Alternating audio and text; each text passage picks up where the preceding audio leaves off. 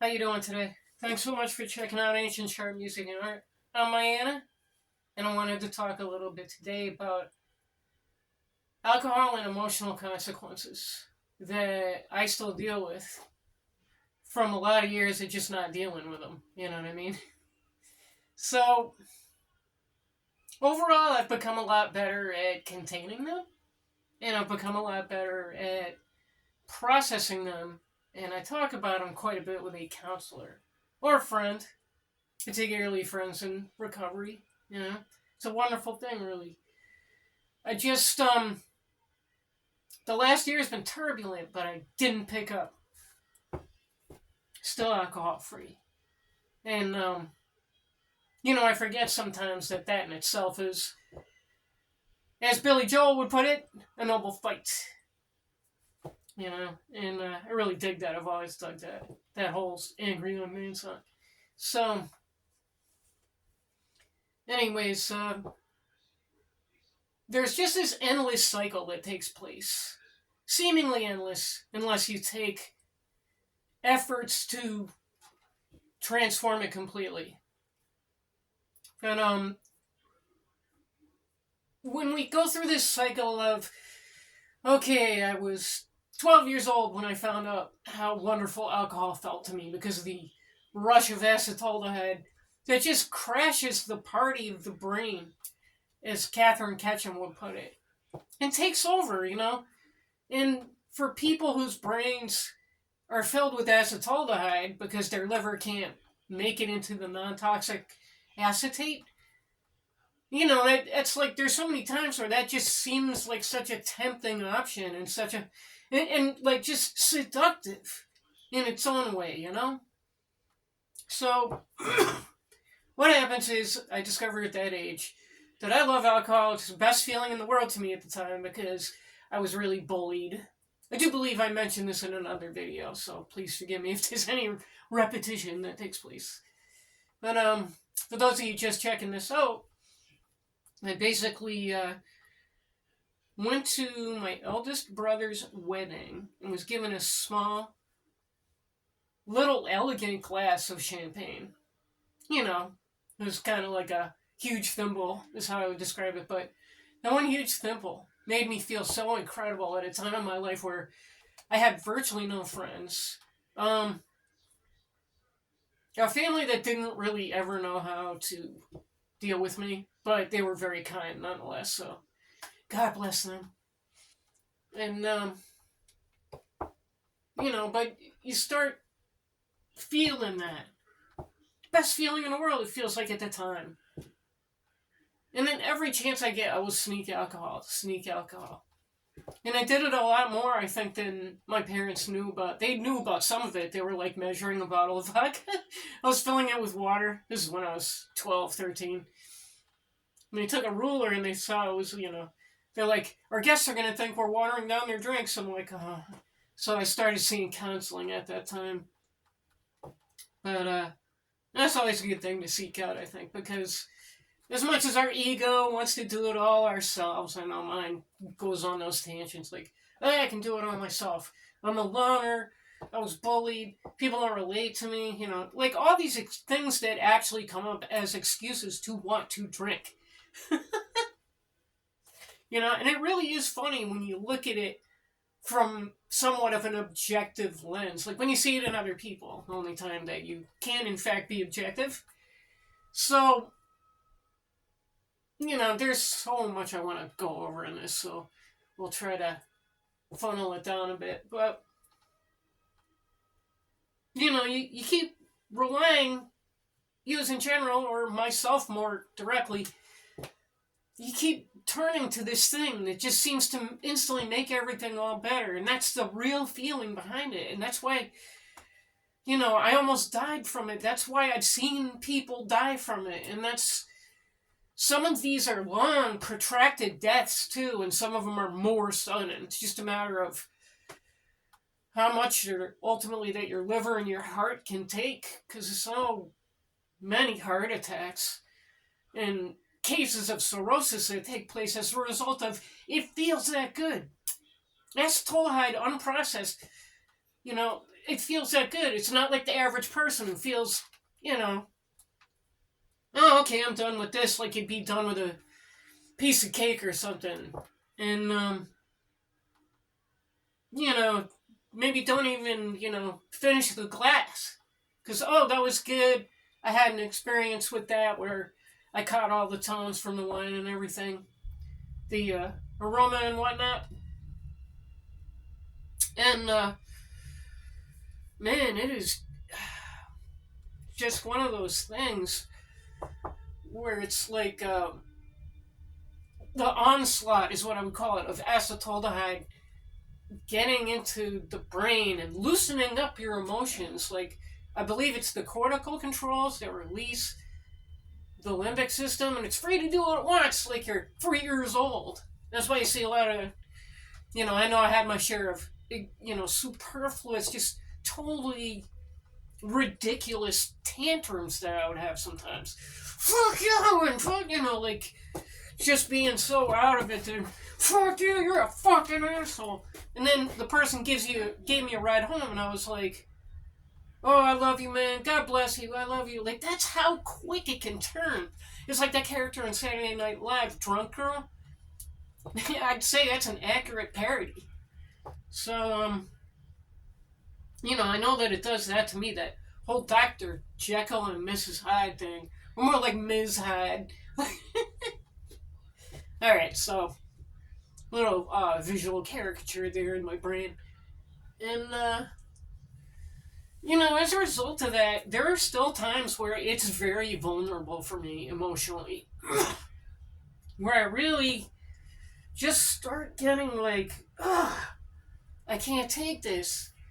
Times in my life where for years there was a good solution for that. And now, although I'm on a mild antidepressant that has helped immensely in my efforts to remain sober from alcohol, and it's one of those things where I wish I could take it all back. There's a lot of stuff that even though I was really drunk that I remember fairly vividly. Or someone would tell me what I did and I'd make the connection.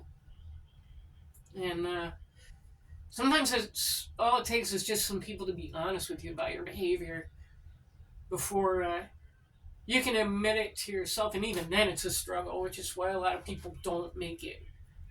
Which is why if I picked up, it would probably go right back to the phase I was in before, not taking a shower for 5 days, falling asleep on the couch. You can't really sleep and you can't really be awake. And that's why you see a lot of drunken people on benches and on the bus and stuff, like just nodding off. It's not a restful way to live. Not restful at all. And, like I say, there's so much I want to talk about, but I have to contain it a bit. There have been a couple of instances at the temp job that I have right now, where it's warehouse labor, which I really enjoy because it's a great workout and you sweat out toxins, and for the most part there's a lot of really cool people there. But in an environment in which you have so many employees, there's going to be problems here and there. People are going to butt heads. I actually, made peace with someone that I had butted heads with a couple times yesterday, just because it's the right thing to do. Resentment sucks. It was going to keep eating away at me. It was just like, let's make peace. Some people you can't do that with, so you just kind of, if they try to agitate you, you gotta just ignore it, because, some people are genuinely trying to create a situation in which, there'll be a fight or something, or turn people against you, stuff like that. So you gotta be pretty cool. And, I've handled those pretty well. It's just that I was so angry over one of these instances. And yet I had to forgive the person because there was a little accident. And, it could have been a lot worse, but I won't go into it. But, had my head been facing a different way, that could have been really bad. The person I found out later is a drunk. as we alcoholics affectionately call people, a drunk. And so I had to find space in my heart to forgive this person, and then I was able to forgive this other person, which was also an accident, but it was more just like I didn't realize that he had apologized to me. It's a loud place. So for like a couple of weeks, I walked around with some pretty fierce, fiery resentment. And it's just not a good place to be. Like, I found myself making jokes about it all the time and, you know, allowing myself to feel that anger. And I think maybe that is what helped too, is that I just let myself feel it. And although it was based on a misunderstanding, the feeling is real. And when you're dealing with your feelings, like these days, they still get big, man. I've only gotten to a point last few years where I could be more tactful and sometimes incredibly patient with in different jobs, like customers yelling in my face and just knowing there's nothing I can really do. And sure, it's burning me up inside, but this person is just like drunk and irrational. I could just tell from the behavior. And then the flipping of the emotions too. So nice when she wanted to use her phone. That was a while ago now, man. But there are indeed moments in my life where I've been incredibly, I don't know what the proper term is, untactful, intactful, and just stuff that makes me shudder at the thought, which is a great reinforcement for staying away from booze. You know what I mean? And because it's so ugly when objective people observe your behavior and then tell you about it. And then the nightmarish things I remember, like not being able to stand, and having to be down in a crouch position because I just couldn't stand. Wow, man. And I'll break this down at some point into smaller increments and instances, kind of like as a storyline. But that being said, there's just been different times in my life where I've been alcohol free from age 28 to 30. It was actually one of the happiest times of my life. It's just that, at times with premenstrual syndrome, it would be overwhelming depression at different moments. It's like waves of depression for a couple days. So I would do something at the time like prepare some kind of food that required some effort, like not just something you can pull out of plastic. Like an avocado or a mango that you have to eat with care in order to thoroughly enjoy the fruit. So, or I would sit and talk with like another person at an Alcoholics Anonymous meeting, like during the break where people would go smoke, drink coffee. And sometimes that was incredibly helpful, just knowing that someone could relate to me. And, so from 28 to 30, finally I gave in at 30. I don't really know why. It just, the thought of continuing to be away from alcohol really didn't. I think I'd run out of the patience I had over a 2-year period.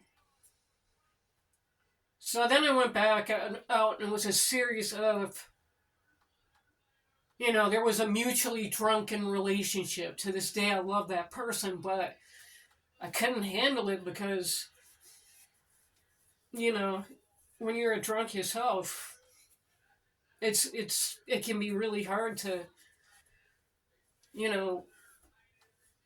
draw a distinct line over, who's really causing an argument. And then, a series of just hanging with different people and partying a lot and drinking a lot by myself in my room. Into my 30s, that went into my 40s. I made another attempt at alcohol abstinence. And didn't last very long because everything had changed all at once. I had moved to a town that because it's next to a river, right? I mean, like the river is right there, and not just next to, but it was next to where I was living, and I had no idea the complications that would cause with snow because it snows twice as much in that particular town, being so close to a body of water like that. So I had that going on, and I was like, then I moved, and my roommate moved out of the place that he was looking for a roommate, and then a couple months later, oh, I'm moving out, and I'll leave you this amount of money to cover a few months. I'm like, okay. It just became very eerie. And so I didn't last too long with that. Then going beyond that, of not dealing with my feelings, moving into a bad situation that, had I not been drunk, I don't think I would have agreed to it. I only saw the good in it because of good old acetaldehyde. You know, this creature that I think is my friend when I'm drunk, but it's not. It's actually an ironic disease, if you will, because it will die with you. you know, that's a subject a bit too complex for me, but these are the kind of things I ponder now. And in learning to deal with my emotions and be a little more solid with my presentation, because people thought it was crazy. And part of that was just lack of thyroid hormone, and just some of the circumstances that I endured. But when I got to college, I had like the life experience and the perception of being a freshman in high school, because I so hadn't learned to socialize at all. Just being isolated and then choosing isolation, like with musical instruments and stuff. So it was very awkward when I look back. It was just like everyone was so much more mature than I was. And that's a whole nother subject right there. I went to art school and music in the late 80s. Really incredible, fantastic, what they called at the time African American music program. Now they refer to it as being jazz studies, which is equivalent, or the equivalent in some ways. And, when I think back on how fortunate I was at the time, despite the fact that I was just, my emotions were, I was drunk a lot, my emotions were embarrassing me, and, like I'm looking at these other people progress. Like I had improved immensely at playing the saxophone, but I wasn't as invested in it as a lot of the people I saw around me, these great musicians that, um, you know, were legitimately more talented than most people. Like, I'm the kind of person I improve on an instrument because I'm intrigued by the sound of it, the sounds that other players get out of it. Like right now, that's guitar for me. And, how to improve. But there were certain things like my rhythm. Even by the time I graduated, it's like I could play with other people that played rhythm, but my own rhythm was not very solid. I ended up having to take some drum lessons with a friend and work with stick control and a metronome and stuff. And that improved my... And then playing in merengue bands. And it's like faster than that they're playing it. Playing that like 4 times as fast as I'm making it out to be. So I just mean that even after my maturity level, even after graduating college, it was like that was my freshman year. And I just, spent an immense amount of time partying and just not dealing with my feelings, man. To the point where, even today, my emotions get so big inside me that, I've developed the wisdom to walk away or remain silent or to, sometimes just hang in there for a minute. Like, it's okay and take a minute to think about how these actions could be interpreted. And interpreted. I'm a little nervous, so I'm all shaky, but whatever. Face that fear. And it's a complex subject. There are no simple solutions to complex problems. And emotional development is certainly one of those things. And I talk to my counselor every month. She's helped me sort through a world of a tangled mess and smooth everything out to my understanding. And I'm still learning all the time. Not only how to stay composed during emotional, like tidal waves rising up within me, but also just take a minute and think about the implications and the consequences of what could happen, because you don't want to piss people off. I know I don't. And I don't want to get in car accidents. And I really don't want to get so mad that part of me just goes for the alcohol. Fortunately, the thought of alcohol now just makes my tongue feel like when you toss your cookies. So it makes me feel sick to smell alcohol. It's just like, that's how bad it was, and that's how close to death I was at the time. So, basically, I ain't giving up the fight, man. I can deal with my emotions with the help of people in recovery and in the professional field. And different videos that I watch on YouTube to supplement and encourage that. Or encourage myself along with the other things that I already do. So, having had a really emotional month, I wanted to share a little bit about that and turn it into something that maybe could help somebody. Hang in there if your emotions are big. Do what you gotta do. Go running. Get into video games. Anything, or a musical instrument for that matter. I'm a little biased, but... Or, another subject I've become absolutely intrigued with is black holes. How immense and beautiful they are. So that's, and magnetars. That's another, if ever there was a great pumpkin, it would be a magnetar, because it has that around it. It looks like a three-dimensional outline of a pumpkin, so the great pumpkin is real. Alright. Well, I had to really make myself do this, and as I say, I'm kind of nervous, but I'm not gonna blow it off. What I have to say might help somebody who's struggling, Anyway, I love you very much. I, wish you the best of effort, and feel free to watch my other videos, like, subscribe, all that fun stuff. I'm really in it more just to, maybe help somebody or somebodies. But I just want you to know that if you are struggling, I know how you feel. Watch my other videos and keep tuning in for more stories about alcoholism. Alright? Peace! My dog is barking. He doesn't like when I close the door.